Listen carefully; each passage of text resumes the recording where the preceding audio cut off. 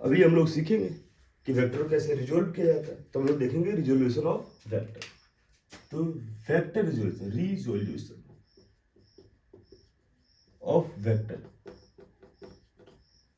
तो resolution of vector में कहने मतलब कि अगर मान के चले कि आपके आप एक्स एक्सिस है और एक ये वाई एक्सिस है, आप समझिए कि अगर ऑब्जेक्ट इस ओरिजिन से ये इस तरह वेक्टर एक गया हुआ है, तो ये वेक्टर ए जो है इसका रिजोल्व करना आपको एक्स कॉम्पोनेंट और वाई कॉम्पोनेंट में, तो क्या होएगा, तो आप समझिए कि यहाँ से एंगल कितना बन रहा है, बोलो सर थीटा बन रहा है, थीटा बन रहा है, तो बोलो सर थीटा बन रहा है, जिसको आप एक ट्रायंगल बनाइए ऐसे, और यहाँ से अगर आप देखें तो ये कहलाएगा बेस, यहाँ से कहलाएगा आपका परपेंडिकुलर, और ये ए जहाँ पर है ये मेरा कहलाएगा हाइपोटेनस, ये मेरा हाइपोटेनस है। अब इसका वैल्यू आप फाइंड कर लेंगे। आप परपेंडिकुलर का वैल्यू कैसे फाइंड करेंगे, तो साइन थीटा इक्वल टू होता है परपेंडिकुलर अपॉन हाइपोटेनस। हाइपोटेनस का वैल्यू कितना ए, तो आप लिखिए पी बाय ए और इधर साइन थीटा, आया ना, ए उधर मल्टीप्लाई होगा तो a sine theta is equal to perpendicular, और ये आपका वैल्यू बना। यानी सर पी का वैल्यू कितना होएगा, सर ए साइन थीटा, पी क्या है सर, पी आप ये परपेंडिकुलर ड्रॉ किए वो वाला है, तो परपेंडिकुलर है वो कौन, वाई एक्सिस, यानी वाई कंपोनेंट, या बोलिए कि ए का वाई एक्सिस में जो कंपोनेंट होगा कितना बनेगा, ए साइन थीटा, ए साइन थीटा। रिजोल्व हो गया ये। रिजोल्यूशन मतलब हुआ कि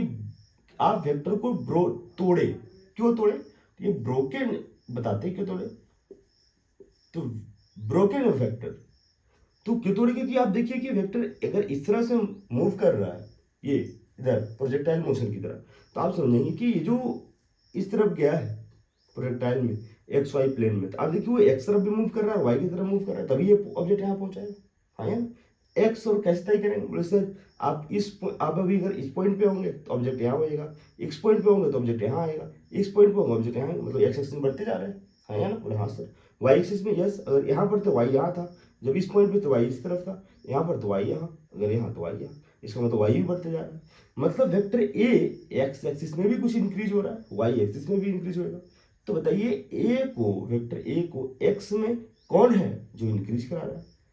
वेक्टर ए का वाई में कौन है जो इंक्रीज करा रहा है, मतलब कौन सा हिस्सा है, कौन सा हिस्सा है, अब देखिए यही ये वाला हिस्सा जो परपेंडिकुलर ऊपर की तरफ बढ़ा रहा है, ए साइन थीटा। आप इधर देखेंगे तो आप देखिए कॉस थीटा जो होएगा, cos theta equal to perpendicular नहीं, इसका फॉर्मूला होता है base upon hypotenuse, base upon hypotenuse, तो cos theta is equal to base by hypotenuse, hypotenuse कितना ए, इधर मल्टीप्लाई होगा, a cos theta equal to base, यानी बेस का वैल्यू कितना आया, ए कॉस थीटा। आप यहां समझ, यानी ए वाला जो कंपोनेंट होगा जो एक्स एक्सिस में कितना होगा, ए कॉस थीटा, यानी एक्स कंपोनेंट हो गया आपका ए कॉस थीटा, वाई कंपोनेंट हो गया आपका ए साइन थीटा।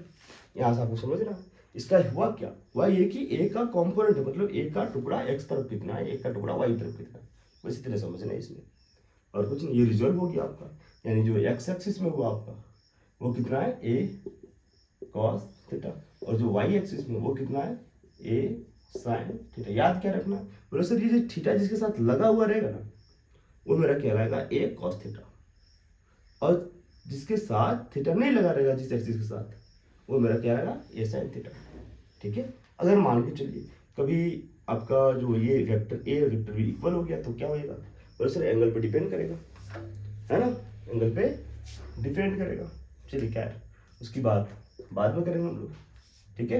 इतना के लिए आप समझ गए होंगे, थैंक यू।